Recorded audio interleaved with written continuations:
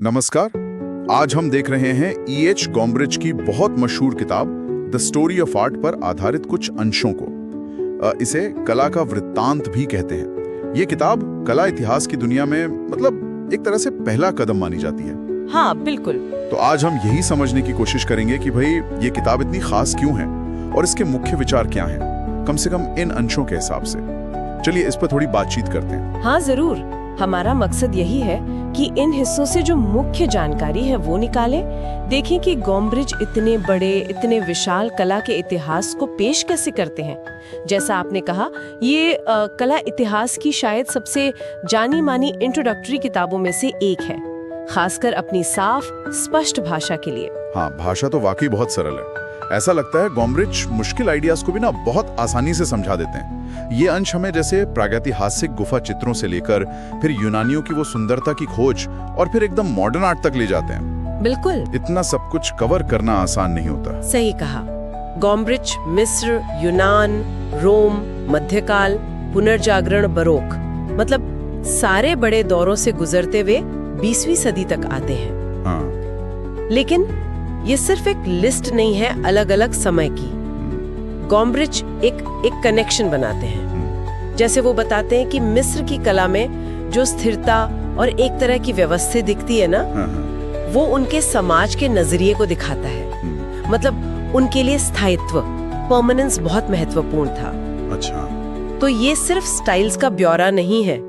ये समझना है कि उस वक्त के लोग दुनिया को देखते कैसे थे और वो उनकी कला में कैसे झलकता था। बिल्कुल सही। क्या गॉम्ब्रिज ये भी बताते हैं कि कलाकार सीखते कैसे थे, मतलब उनका विकास कैसे होता था?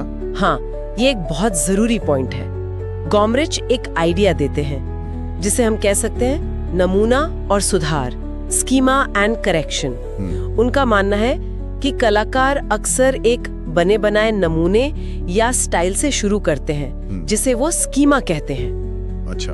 और फिर उसमें धीरे धीरे सुधार करते हैं, बदलाव लाते हैं ताकि वो असलियत को या अपने विचार को और बेहतर दिखा सकें। ये बिल्कुल नया बनाने के बजाय जो पहले से मौजूद है उसी पर आगे काम करने जैसा है। तो इसका मतलब ये हुआ कि कला एकदम से कहीं से टपक नहीं पड़ती, बल्कि ये एक तरह की लगातार बातचीत है, पिछली पीढ़ियों के काम पर आधारित, जिसमें नए कलाकार कुछ जोड़ते हैं या शायद उसे बदलते हैं। हाँ, तो ये इनोवेशन और ट्रेडिशन, नवीनता और परंपरा के बीच का संतुलन हुआ। बिल्कुल सही पकड़ा आपने। यही तो केंद्रीय विचार है। कला एक सतत बहती हुई कहानी है जिसमें नवीनता भी है, परंपरा भी है और इंसानी रचनात्मकता तो है ही। ये इसलिए जरूरी है क्योंकि ये कला को अलग अलग घटनाओं के संग्रह की तरह नहीं देखता, बल्कि एक जीवित विकसित होती प्रक्रिया की तरह देखता है। हाँ, ये बात तो है। हर नया कलाकार या आंदोलन पिछली परंपरा पर ही कुछ बनाता है, कुछ नया जोड़ता है या कभी कभी उसे पूरी तरह चुनौती भी देता है, लेकिन वो संदर्भ, वो कॉन्टेक्स्ट हमेशा रहता है। लेकिन एक सवाल है, ये जो निरंतरता वाला विचार है, क्या ये कला में जो अचानक बड़े बदलाव आए, जैसे मान लीजिए इम्प्रेशनिज्म आया या क्यूबिज्म, जो एकदम क्रांतिकारी लगते थे, हाँ, क्या ये विचार उनकी अहमियत थोड़ी कम नहीं कर देते? नहीं, ये अच्छा सवाल है। देखिए, गॉम्ब्रिज इन क्रांतियों को अनदेखा नहीं करते, बल्कि वो ये दिखाते हैं कि ये बदलाव भी अक्सर पिछले तरीकों की प्रतिक्रिया में ही आए या उन्हीं का एक विकास थे। जैसे इम्प्रेशनिस्ट ने अकादमिक नियमों को तोड़ा, सही बात है। हाँ, लेकिन वो भी उसी सदियों पुरानी समस्या से जूझ रहे थे कि रोशनी को, पल भर के एहसास को कैसे कैद करें। बस उनका तरीका नया था। अच्छा। तो क्रांति भी उसी लंबी कहानी का हिस्सा बन जाती है एक तरह से। हाँ, ये समझने का एक दिलचस्प नजरिया है। यानी बड़े बदलाव भी उस ऐतिहासिक धारा से पूरी तरह कटे हुए नहीं हैं। गॉम्ब्रिज हमें दिखाते हैं कि ये बदलाव कैसे हुए, क्यों हुए, सामाजिक और सांस्कृतिक असर को भी ध्यान में रखते हुए। बिल्कुल, वो समझाते हैं कि कैसे एक शैली दूसरी में बदली, कैसे समाज, धर्म या तकनीक के बदलावों ने कला पर असर डाला और कैसे गुणी कलाकारों ने अपनी खास दृष्टि से इस कहानी को आगे बढ़ाया।